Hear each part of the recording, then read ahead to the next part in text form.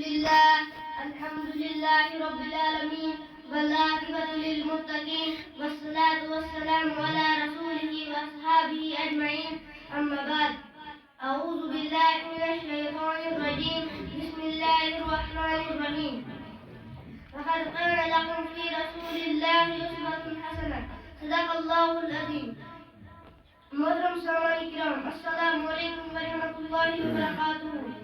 میری تقریر کا عنوان ہے سیرت و اخلاق. اللہ رب العزت نے اس عالم میں بہت سارے چیزیں پیدا کیے اور ان میں اشرف المخلوقات حضرت انسان کو بنایا اور انسانوں میں سب سے اشرف حضرت انبیاء کرام کو بنایا اور انبیاء میں سب سے افضل محمد مصطفیٰ صلی اللہ علیہ وسلم کو بنایا. آپ صلی اللہ علیہ وسلم تمام انسانوں کے لیے رہبر ہے اور آپ صلی اللہ علیہ وسلم تمام انسانوں کے لیے نمونہ ہے. آپ صلی اللہ علیہ وسلم کی اخلاق و کردار ایسے ہے کہ ہر کوئی آپ پر حفظہ ہو جاتا ہے. حتیٰ کہ انگریز کہتے ہیں کہ محمد صلی اللہ علیہ وسلم جیسا اس دنیا میں کوئی نہیں ہے اور محمد صلی اللہ علیہ وسلم کے پاس جو چیز ہے وہ کسی کے پاس نہیں ہے. دوستو حضور صلی اللہ علیہ وسلم کی اس کو پھیلاؤ اور اس پر چلو. محترم حضرات آپ لوگوں کی اخلاق و سیرت کہاں تک حضرت عائشہ صدیقہ رضی اللہ تعالیٰ عنہ فرماتی ہے کہ قرآن آپ کی سیرت اور اخلاق کا مجموعہ ہے. اللہ نے قرآن اتارا اور آپ لوگوں کی اخلاق اس کی تفسیر ہے. ایک مرتبہ آپ کسی غزوہ سے واپس لوٹ رہے تھے.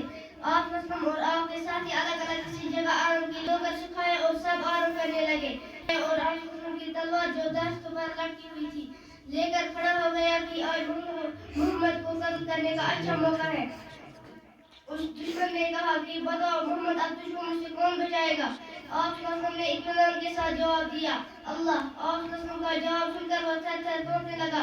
آپ صلی اللہ علیہ وسلم نے تلوار لی اور کہا کہ بتاؤ اب تجھ کو کون بچائے گا؟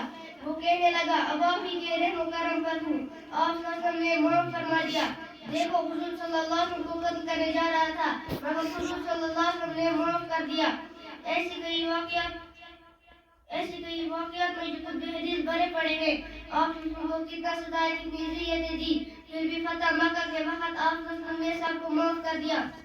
محترم دوستو حضور صلی اللہ علیہ وسلم کی سیرت کا مطالعہ کرو تو آپ کو اندازہ لگے گا کہ حضور صلی اللہ علیہ وسلم نے امت کے لیے کیسے اخلاق پیش کیے. چنانچہ مورخین نے سیرت کی کتابوں میں یہ واقعہ بھی درج کیا ہے کہ جب حضور صلی اللہ علیہ وسلم کی عمر 35 سال تھی جب قریش مکہ نے خانہ کعبہ کو اس طرح متعین کیا کیونکہ اس کی دیواریں سیلاب کی وجہ سے پھٹ گئی تھی. عمارت کی تعمیر میں سب شدید ہے کرنے کی باری آئی تو آپ میں اخلاق پیدا ہو گیا اور یہ اخلاق سخت ہوتا گیا. اسی کشمکش میں گزر گئے. ہر شخص کی یہ خواہش تھی کہ یہ کام میرے ہاتھ سے انجام پائے.